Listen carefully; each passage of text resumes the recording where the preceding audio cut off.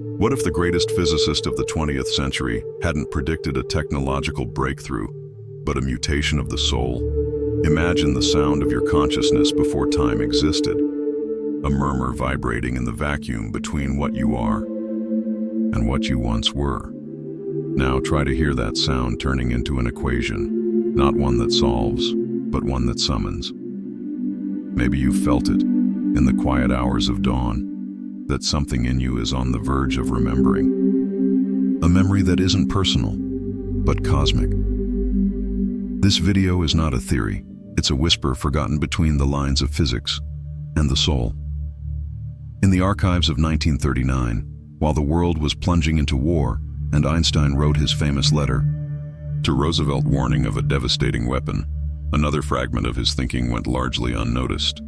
A nearly mystical phrase buried among discussions of ethics and science. The intuitive mind is a sacred gift, and the rational mind is a faithful servant. We have created a society that honors the servant and has forgotten the gift. What exactly did Einstein mean by this? On the surface, it seems like a critique of the modern world's over-rationalization, but if we listen more slowly, this phrase resonates like a prophecy, not a technological one, a spiritual one. If, as some scholars of his later work believe, Einstein sensed that reality was made not only of particles, but of possibilities interwoven with consciousness, then his true message may never have been fully decoded, because there are phrases not meant to be understood. They're meant to awaken. Imagine a timeline in which the greatest scientists never stopped being mystics, where physics and spirit were simply two languages trying to describe the same abyss. Einstein, who refused to believe in a God who plays dice, was flirting with something deeper than mere causality. He contemplated mystery, and in mystery, there are omens. One of them may lie in another quote attributed to him. The world will not be destroyed by those who do evil, but by those who watch them without doing anything. At first glance, it reads like an ethical reflection. But what if it's an archetypal invocation? A call for humanity to stop watching the collapse of its own consciousness, as if watching a movie. Hypnotized, passive, fragmented. What happens when intellect outpaces the soul? When the mind calculates but doesn't feel? When science advances, but wisdom recedes? Behind the scenes of history, there has always been an unspoken conflict. The tense entanglement between technical knowledge and symbolic knowing. Between the atom and the archetype. Between number and myth, Einstein seemed to know, or sense, that an excess of genius without spiritual balance would become a form of blindness. A silent collapse, not a failure of logic, but a forgetting of essence. And it is precisely at this point that the prophecy begins. Not in the words he said, but in those he couldn't say. Not in what was written, but in what was silenced. Because there's a kind of knowledge that can't be transmitted. It can only be remembered. In his final years, far from media frenzy, Einstein seemed increasingly preoccupied with the notion of time as illusion and life as vibration. He wrote in a letter sent after a friend's death, "For us physicists, the distinction between past, present, and future is only a stubbornly persistent illusion. Why would a man so devoted to numbers begin to sound like a mystic? Perhaps because in touching the limits of matter, he brushed against what the Essenes once called the memory of the future. 50 never appeared in any of his notebooks. But for those who see beyond the literal, it's not dates that matter, it's the signs. And some of those signs are starting to surface now. Not in the outer world, but within the human mind. If you felt that something is shifting inside, an unnamed intuition, a weariness of the visible, a restlessness that doesn't stem from fear, but from a rare kind of longing, then maybe this video is a mirror that doesn't show who you are, but what is beginning to emerge. Because what Einstein intuited, what Casey dreamed, and what Jung symbolized may not be isolated fragments of thought, but pieces of the same prophecy. A prophecy not meant to warn of the world's end, but of the beginning of another state of being, the state of the beings of light. And what if that prophecy is already underway? What if 2050 is not an arrival, but a remembering? And what if you're hearing all this? Because you've already begun to awaken. There is a loneliness that only geniuses know. It's not social isolation, but a spiritual exile, the kind that comes from seeing too much, from feeling what cannot yet be spoken. Einstein, even as a young man, sensed that mathematics alone would never be enough, that beneath the formulas, there was a silence more ancient, more complex, and more dangerous to ignore. While the world celebrated him as the man who changed time, he himself was immersed in questions that refused to fit inside equations.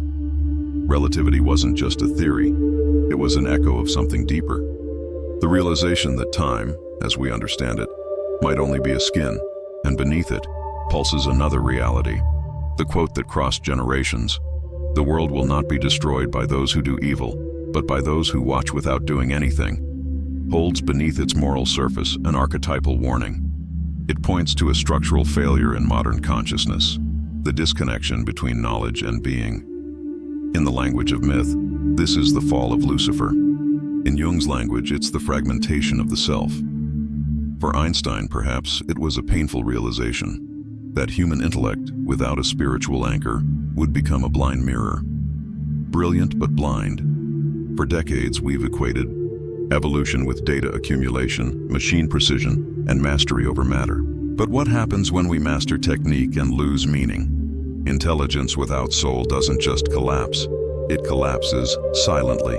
It's the silence of a humanity that sees but no longer perceives, that detects subatomic particles but fails to understand the dreams its own body insists on dreaming. Einstein was not an esoteric thinker, but he wasn't just a physicist either. He inhabited a threshold between the scientist's rigor and the prophet's dream. And perhaps that's why his most dangerous words are not found in textbooks. They echo instead as questions left unanswered. What happens when intellect surpasses symbolic consciousness? That question doesn't appear in any of his journals, but it's implicit in his life.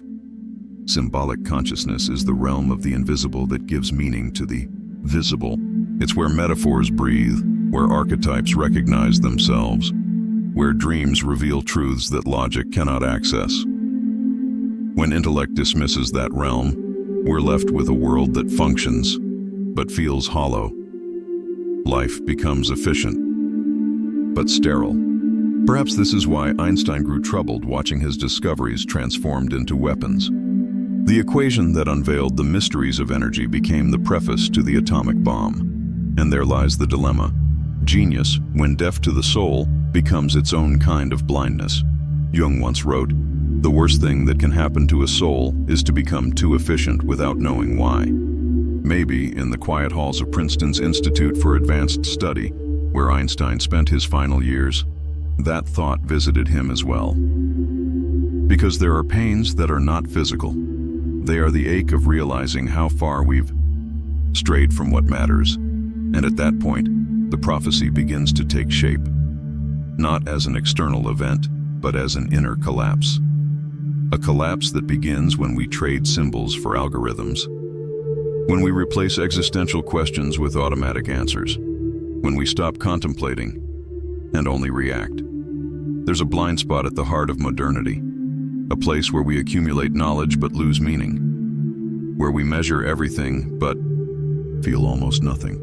That's where Einstein's veiled warning resurfaces, not as political commentary, but as a spiritual whisper. He seemed to be saying, beware of brilliance that doesn't illuminate from within, because there is a kind of destruction that doesn't explode. It simply extinguishes the soul's spark in silence. And perhaps for this very reason, a new kind of consciousness must arise. Not as revolution, but as mutation. A mutation that begins within, in vibrational fields, in the unconscious, in the body. A mutation Einstein may have glimpsed but didn't have time or language to name. But others have named it, and those names lead us to the next portal, the beings of light. They are not coming from elsewhere.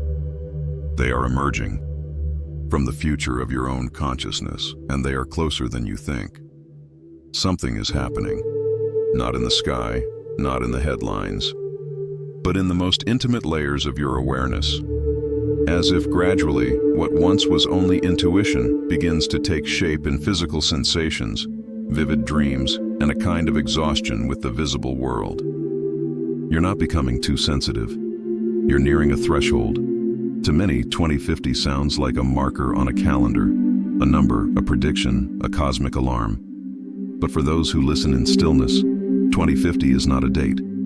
It is a frequency. And this is where the concept of the beings of light begins to unfold, not as celestial entities descending from above, but as future versions of ourselves, already integrated, already awakened. Edgar Cayce, in his channeled readings, spoke of this with eerie clarity. Humanity's future is not merely technological, it is vibrational. According to vibrational maps derived from channelings, poetic interpretations of quantum physics, and the emerging science of consciousness, we are entering a cycle of profound inner transformation.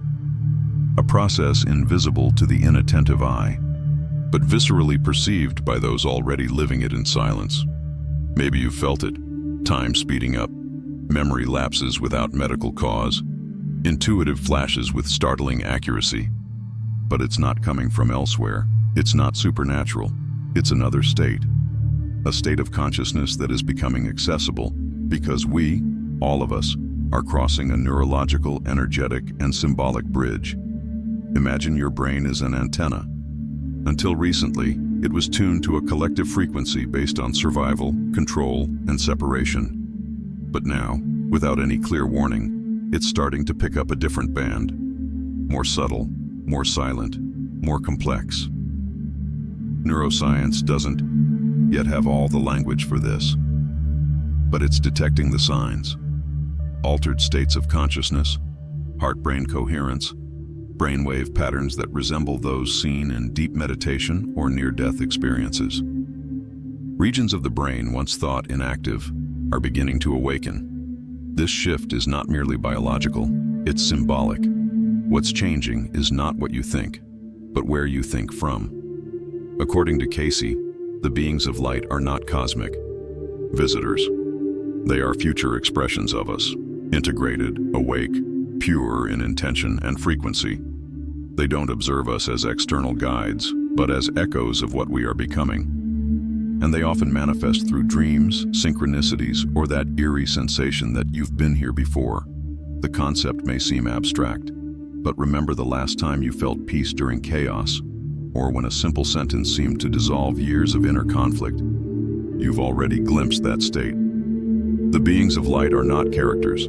They are dormant layers of your soul, and those layers are beginning to stir. It's possible that 2050 represents the crest of this transition, not as a grand cosmic event, but as a turning point where a critical mass of humans reaches a new perceptual frequency. It won't be visible in the streets. It won't be televised, but it will be felt in waves of clarity, in ruptures of habit, in encounters that seem scripted before you were born. Ancient vibrational maps, whether chakras of the East, the Sephirot of Kabbalah, or Cayce's spiritual centers, all pointed toward this.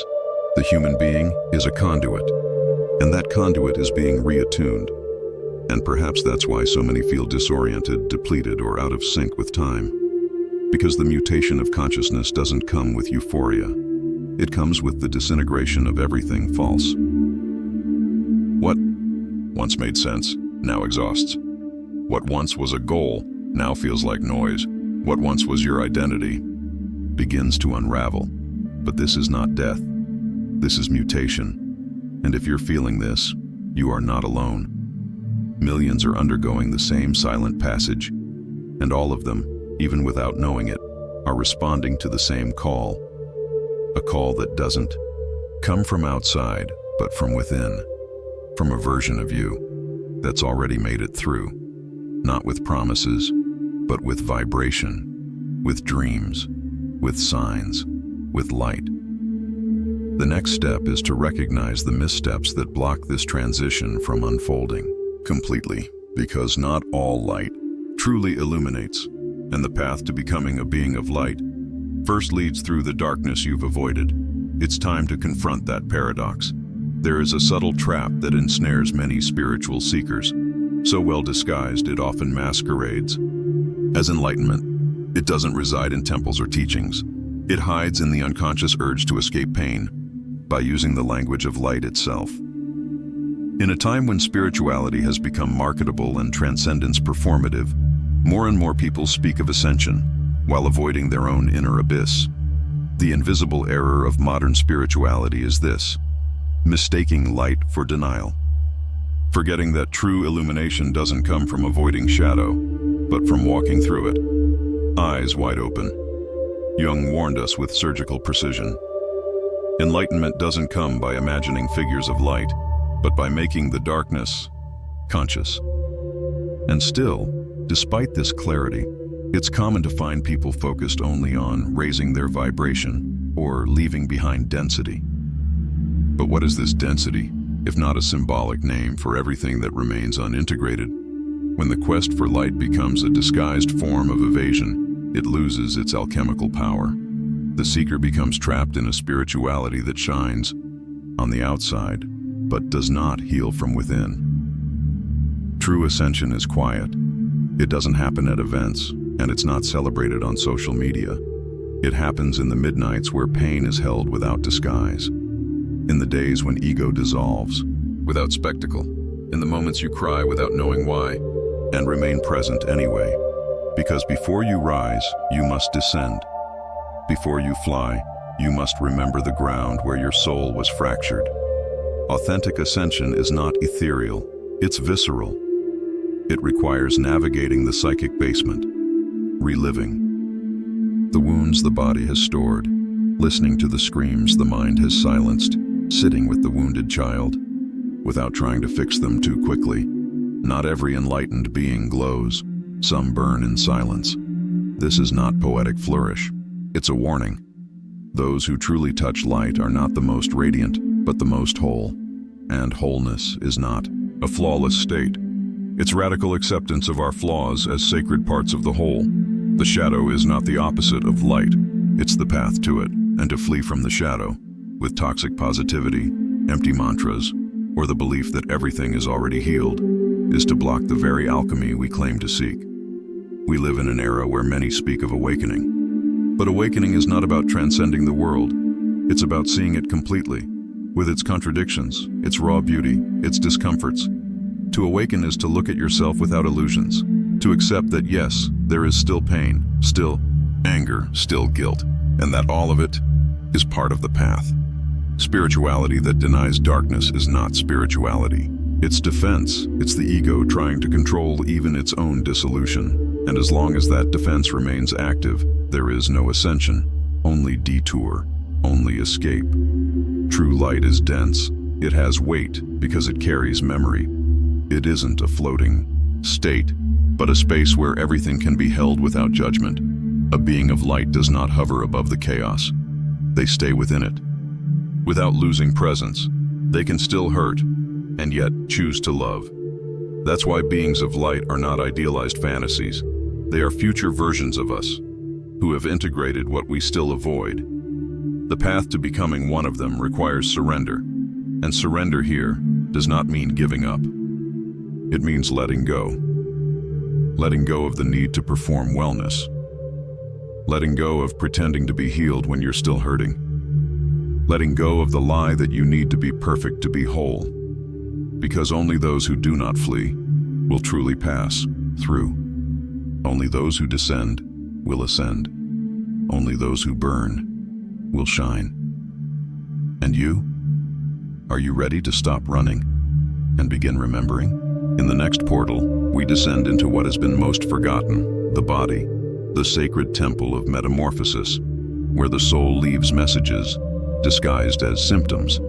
Imagine your body is not merely aging or malfunctioning. Imagine it's transforming, not as a sign of decay, but as a silent warning that something is approaching. Not from outside, but from within. Not something to be understood, but something to be felt. The ancients knew this. To the Essenes, the body was the first sacred scroll. To the Egyptians, a vessel of potential light.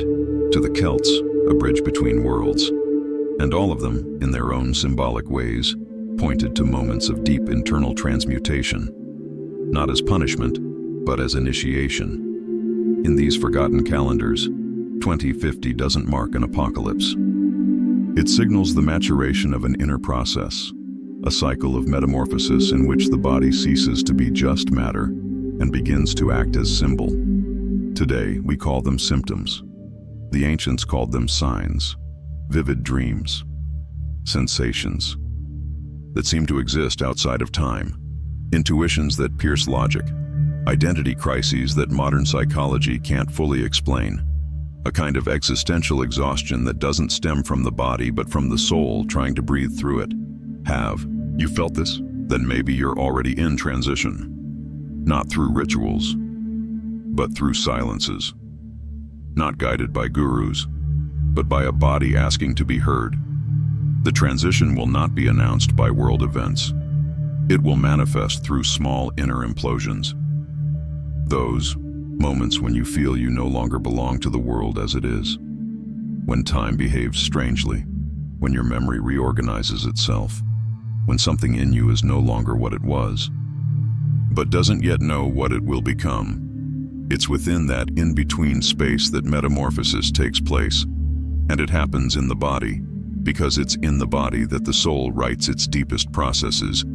Every unexplained pain, every sudden shift in energy, every sleepless night full of symbolic thoughts, they may all be calls, not to medicate, but to listen. The body is not a problem to be fixed.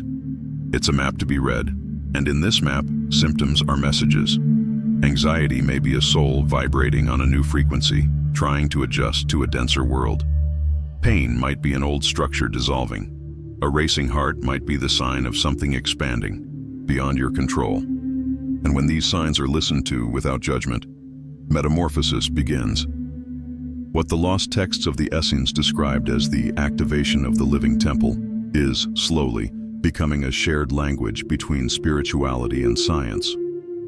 Research into neuroplasticity, heart-brain coherence, and electromagnetic resonance suggests the human body is far more sensitive to energetic shifts than we once believed. But these shifts are not only environmental, they are spiritual, they are vibrational, and you are not separate from that field. You are the field. The body is the stage on which the soul enacts its transformation. And when the soul begins to awaken to what Casey called the vibrational future, the body starts to tremble, to slip out of old structures, to dissolve its forms. That's why so many are getting sick, without illness, crying, without knowing why, waking up, without understanding what stirred them. Because the body already knows. It has already started to recalibrate. 50 won't come as an explosion. It will settle like sediment, a new way of inhabiting the body, a body more subtle, more symbolic, more true. And maybe, if you listen closely, it's already sending you signs that transition doesn't begin in the heavens, it begins in the skin, in the blood, in the cellular memory that carries all you've ever been and all you're about to become. And what if, instead of ignoring those signs, you began to read them as letters sent by a version of you that already knows the way? Because that's what they are. Fragments of what you will be. Traces of what already stirs inside you, but hasn't yet found a name. And in the next chapter, this presence begins to reveal itself, not as an external spirit, but as the future soul watching you from the other side of time. What if what you call intuition is actually a memory sent from the future? What if those paralyzing coincidences, those encounters that feel scripted, those déjà vus that leave your skin tingling? What if they are all quiet attempts at communication, not with distant entities, but with your own self, a future self, a self that has already crossed the threshold? Perhaps Einstein's prophecy, Casey's symbols, and Jung's maps of the soul are not pointing outward. Perhaps they are pointing inward, toward a reconciliation between who you are and who you're meant to remember. Near-death experiences often recount a strikingly similar phenomenon. An encounter with a version of oneself that doesn't judge, doesn't speak, doesn't instruct. It simply understands. And that understanding is not comfort. It is a mirror. That being, that expanded consciousness, does not come from another world. It is you without masks, you without static, you beyond the scaffolding of time. And perhaps that self is already trying to communicate. Perhaps the dreams that keep returning, the symbols that won't leave you alone, the encounters that echo like riddles, perhaps they are transmissions, because the future, when fully ripened, becomes presence. Now imagine there's a line of communication between your current self and your awakened self, a bridge woven not with effort, but with surrender, a bridge that reveals itself the more you allow yourself to feel what once you denied. Because the future self doesn't use language. It uses sensation. It speaks through images, through small gestures in the ordinary world that suddenly feel like sacred rituals. A spilled cup of coffee might be a forced pause. An old song might act as a vibrational key. A stranger's glance might be a nod from the unseen. The beings of light may not be on their way. They may already be here, inside, reflected in each act of quiet kindness, each moment of presence, each tear not withheld. They are not superior. They are you. After the crossing, and when you begin to see them not as guides, but as memories, something rearranges inside you. The anxiety begins to loosen. The fear grows softer. The pain, though still present, shifts tone. Because now it has meaning. It is no longer punishment. It is passage. And what is 2050 really, if not a metaphor? A symbolic milestone for the moment when a critical mass of souls begins to remember who they are. Not who they were in biographical terms, but who they are beneath time itself. The mirror of 2050 is not a portal in the sky. It's a gaze.